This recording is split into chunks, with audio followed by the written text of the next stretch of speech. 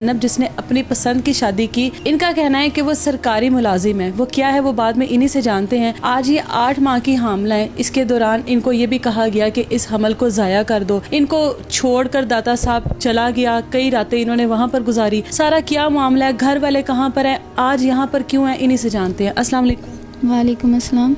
क्या नाम है उस लड़के का? इकबाल रियाज। क्या करता है? पंजाब पुलिस में सीएम स्क्वाड के ड्राइवर हैं। सीएम स्क्वाड का ड्राइवर है। अच्छा, वहाँ पर होता है। कब से जानती है उसको? तकरीबन 2 साल से। साल मेरी शादी को हो गया, 9 माह शादी को हो गए और साल पहले जानती थी। कैसे जान पहचान हुई उसे?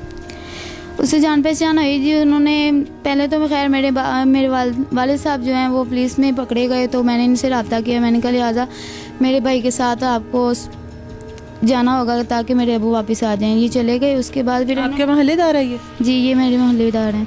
उसके बाद फिर ये क्या नाम है, इन्होंने मुझे ये बोला कि मैं आपके भाई को और आपकी बहन को मुलाजमत सरकारी नौकरी लगवाऊंगा, और बातों में ला के ये सब कुछ इन्होंने ये मामला किया है।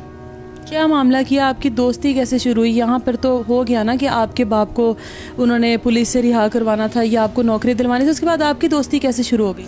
मेरी दोस्ती फिर इन्होंने मुझे 6 माह बाद कॉल की है, खुद ही कॉल किया है कि मैंने आपकी डीपी देखी है, आपकी तस्वीर देखी है, लिहाजा आप अपनी ना जो डीपी है ना वो हटा लो। मैंने हटा लो? अच्छा, खत्म कर लो। मैंने कहा ठीक है, ओके, लेकिन मुझे नहीं पता था ये कौन है।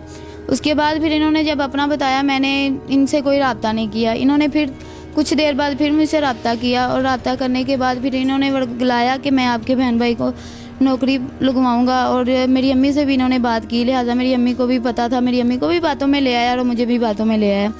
उसके बाद इन्होंने यूँ किया कि हमारे साथ गया और गए और जाके मतलब कि सब कुछ किया, कागजात वगैरह बनवाए। उसके बाद फिर इन्होंने ज़्यादती की। ज़्यादती करने के बाद जब मैंने ये घर में डर की वजह से मैं बोल ना सकी। आपके साथ ज़्यादती की?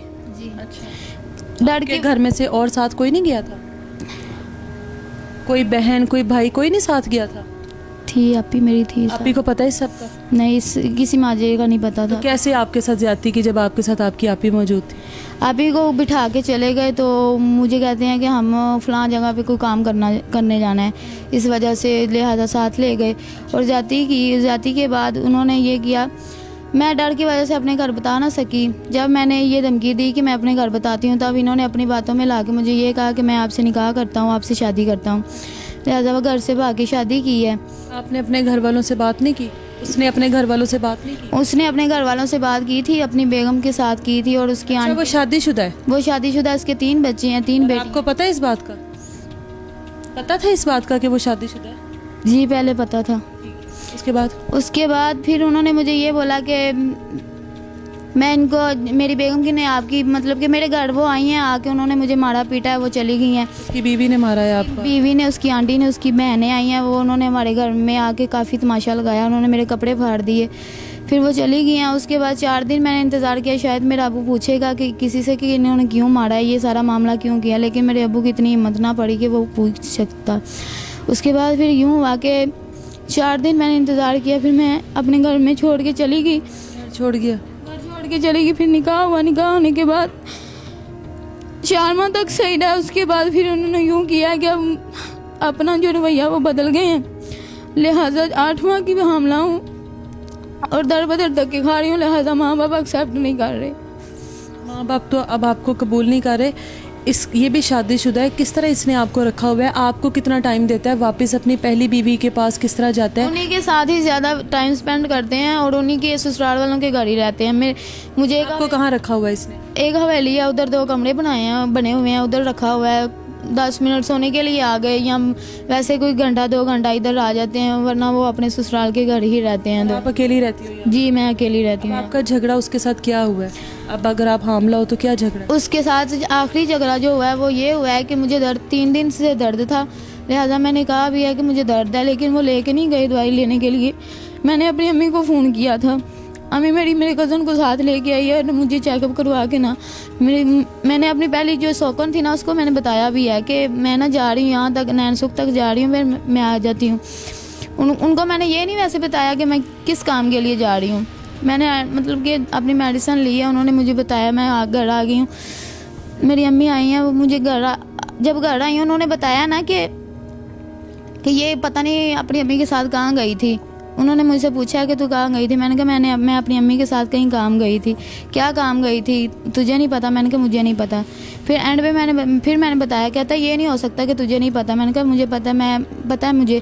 कहता कहाँ गई थी? मैंने कहा मैं नैनसुख तक गई थी, अल्ट्रासाउंड करवाई है और उन्होंने बताया कि कमज़ोरी की वजह से दर्द है, लेकिन आप अपनी खुराक अच्छी करो और मेडिसिन लो। तो मुझे कहता है ठीक है, जिसके साथ मर्जी जाओ, जहाँ मर्जी जाया करो, मेरा कोई हक नहीं है। मैं आइंदा के बाद इससे मामला इस बात से वो खुश नहीं है आप, क्योंकि वो बाप बनने वाला है, खुश नहीं है इस बात से? खुश भी है। कहता है कि बच्चा मुझे दे देना, कि मेरी जो फैमिली है ना वो मुझे आपके साथ जीने नहीं देगी। आप पहले बता रही थी कि आप हामला हो, तो इस बात से वो ना खुश था और आपको ज़ाया करवाने के लिए क्या? वो अपनी आंटी के पीछे लग के उन्होंने ये बात की थी, क्योंकि वो ये चाहती थी हमारी बेटी का घर बस जाए और ये कहीं और चली जाए, इसकी शादी कहीं और कर देते हैं। तो लिहाजा मैंने ये बात एक्सेप्ट नहीं की थी कि मैंने अपना बच्चा ज़ाया करवाना है। दादा साहब क्यों रही हो आप? दादा साहब भी इन्होंने मारा पीटा और झगड़ा हुआ, इसी वजह से दादा साहब भी रह के गए। कितने दिन रही हो वहाँ पर? 3 दिन रही हूँ। तो अब वो आपसे क्या चाह रहा है और आप क्या चाह रही हो उससे? अब मैं ये चाहती हूँ कि मेरा घर बस जाए और वो रखना नहीं चाहता। आपको नहीं लगता कि आपने अपनी पूरी ज़िंदगी एक ऐसे इंसान के लिए ख़राब कर ली जो इस काबिल ही नहीं था? आज दुख होता है इस बात का? जी बहुत होता है। याद आते हैं माँ बाप के, क्यों छोड़ कर आई उनका घर? शायद उसी की सज़ा मिल रही है। जी आते हैं बहुत ज़्यादा। बहुत माजरत के साथ हमारी जितनी भी आजकल की यंग लड़कियां हैं, इस तरह के फ़ैसले करना एक कॉमन सी चीज़ हो गई है कि 16, 17, 18 साल की उम्र में एक अपनी ज़िंदगी का एक बड़ा फ़ैसला कर लेती हैं। किसी भी चंद दिन की मोहब्बत, चंद माह की मोहब्बत के लिए अपने माँ बाप को छोड़ देती हैं और बाद में उनको सपोर्ट भी मिलती है। कोर्ट मैरिज कर लेती हैं, वो उनको एक सपोर्ट मिलती है, उनके सर पर शफ़क़त का हाथ रखा जाता है कि जी आप दोनों मियाँ बीवी हैं और ये लड़की चाहे तो अपने शोहर के साथ रह सकती है। और इस चीज़ पर बहुत से लोग आजकल आवाज़ भी उठा रहे हैं, अपने अपने ख्यालात भी सामने लेकर आ रहे हैं कि ये किसी को भी नहीं राइट बनता कि एक 16-17 साल की लड़की अपनी ज़िंदगी का फ़ैसला करे और माँ बाप की इज़्ज़त को रोंद कर घर से चली जाए और बाद में उसको इजाज़त दे दी जाए कि वो अपने शोहर के साथ रहे।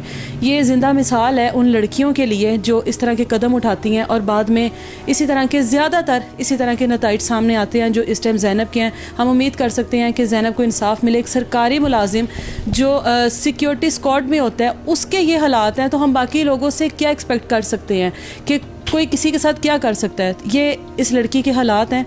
ये एक सबक भी है कि हम लोग इसे सबक भी हासिल करें और हम लोग दुआ करते हैं कि इसको इंसाफ मिले। इसने FIR या जो भी एप्लीकेशन वगैरह दी है उसके मुताबिक ये जो चाहती है उस तरह का हो, क्योंकि